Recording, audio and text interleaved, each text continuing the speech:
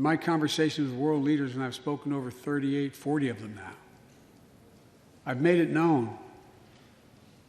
I've made it known that America's back. And you know what they say? The comment I hear most of all from them is they say, we see America's back, but for how long? But for how long?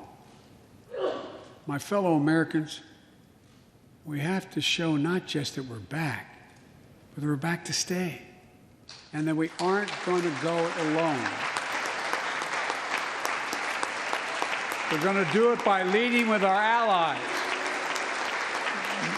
No one nation can deal with all the crises of our time, from terrorism to nuclear proliferation, mass migration, cybersecurity, climate change, as well as what we're experiencing now, the pandemics.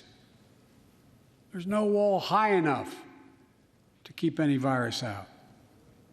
And our own vaccine supply, as it grows to meet our needs, and we're meeting them, will become an arsenal for vaccines for other countries, just as America is an arsenal for democracy for the world, and in consequence influence the world.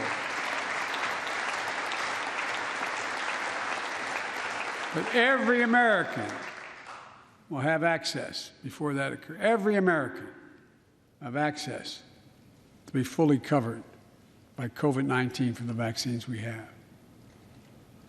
Look, the climate crisis is not our fight alone. It's a global fight.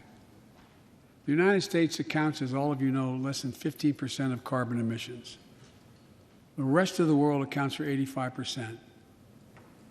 That's why I kept my commitment to rejoin the Paris Accord, because if we do everything perfectly, it's not going to only matter. I kept my commitment to convene a climate summit right here in America with all the major economies of the world: China, Russia, India, European Union. And I said I'd do it in my first 100 days. I want to be very blunt about it.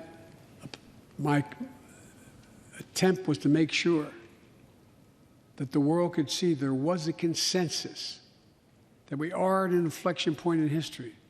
The consensus is if we act to save the planet, we can create millions of jobs and economic growth and opportunity and raise the standard of living of almost everyone around the world. If you watched any of it and you were all busy, I'm sure you didn't have much time. That's what virtually every nation said, even the ones that aren't doing their fair share.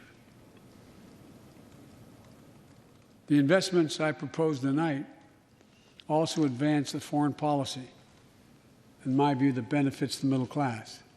That means making sure every nation plays by the same rules in the global economy, including China. In my discussion with President Xi, I told him, we welcome the competition. We're not looking for conflict.